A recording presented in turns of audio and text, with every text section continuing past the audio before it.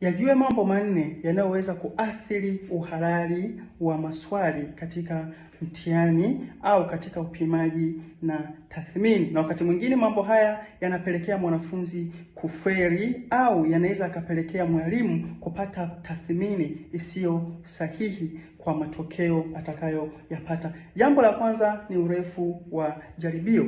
Endapo jaribio litakuwa refu sana au endapo jaribio litakuwa fupi sana, wakati mwingine linaweza kusababisha matokeo ambayo yatapatikana yanaweza yasiwe sahihi. Kwa sababu gani? Kwa sababu mwanafunzi anaweza kujikuta anashindwa kumaliza maswali, au wakati mwingine ikiwa fupi sana inaweza ikasababisha mwanafunzi wakati mwingine kujibu kwa wakati mfupi na kuweza kutoka. Maana yake ni kwamba atakuwa hajapimwa katika engo zote. Kwa maana yake ni kwamba hapa jaribio, urefu wa jaribio unatakiwa kuwa moderate, au urefu wa mtihani unatakiwa kuwa moderate. Ili kusaidia nini? Maana yake ni kwamba ili iweze kusaidia huyu mwanafunzi aweze kufanya mtihani kwa kadri ya muda uliopo, lakini pia kwa kadri ya wakati uliopo. Jambo la pili ambalo linaweza likaathiri uhalali katika upimaji na tathmini ni mazingira ya kufanyia mtihani. Kama mazingira ya kufanyia mtihani hayako salama, basi huyu mwanafunzi atakuletea matokeo yasiyo salama.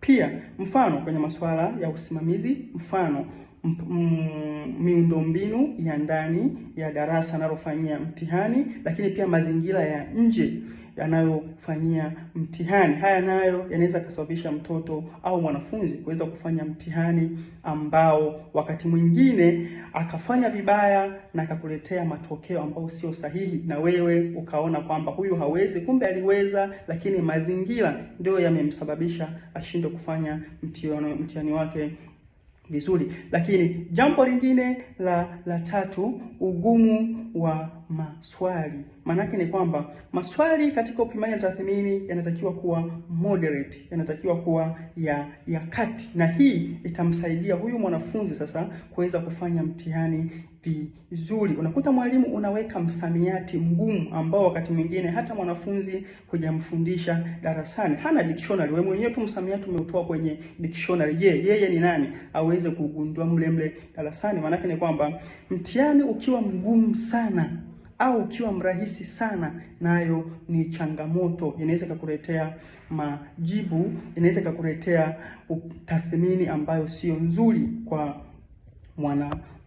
mwanafunzi. Kwa maana ni kwamba mtihani uwe moderate, usiwe mgumu sana, usiwe mrahisi sana, ili uweze kupata majibu yaliyo sahihi. Lakini jambo lingine na la mwisho, maelekezo na ufafanuzi.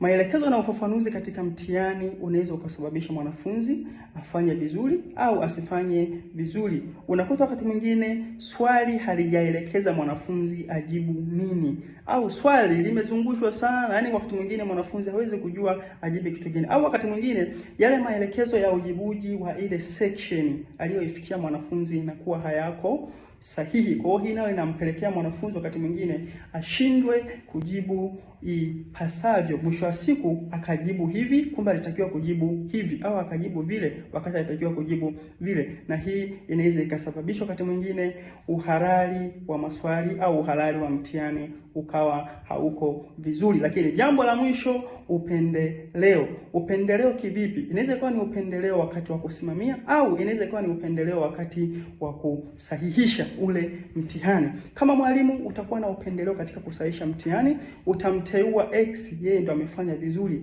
kumbe alizidiwa na Y tu kwa sababu umejaribu kufanya upendeleo. Hii inaweza ikasababisha huyu mwanafunzi ashindwe kufanya nini? Aonekane hawezi, kumbe alikuwa anaweza.